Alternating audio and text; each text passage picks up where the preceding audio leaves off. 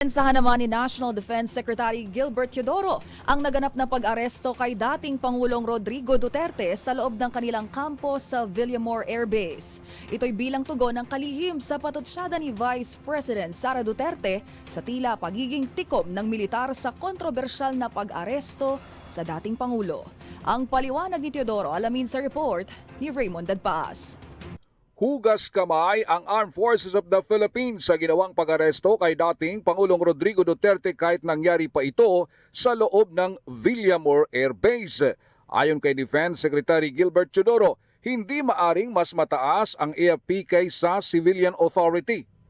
Paliwanag ni Teodoro, nagbigay suporta lamang ang AFP sa law enforcement operation ng Philippine National Police.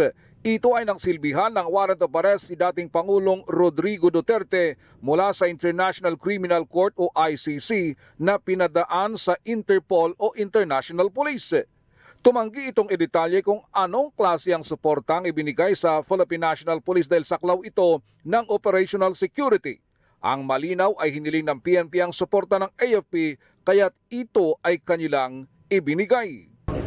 Ang sinasabi ko lang, may ginawa ang armed forces, sinuportahan ang Philippine National Police dahil ito ay law enforcement operation.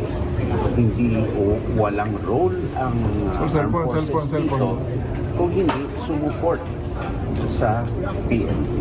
Tugon ito ng kalihim sa pagkwestiyon ni Vice President Sara Duterte sa AFP kung bakit walang kibo ang mga ito sa pag-aresto sa kanilang dating Commander-in-Chief at nangyari pa ito sa loob mismo ng kanilang kampo. Sa pagharap online ni VP Sara sa pagdinig ng Senate Committee on Foreign Relations ni Senador Amy Marcos kahapon, ay ibinulalas nito ang kanyang sama ng loob sa pamunuan ng AFP.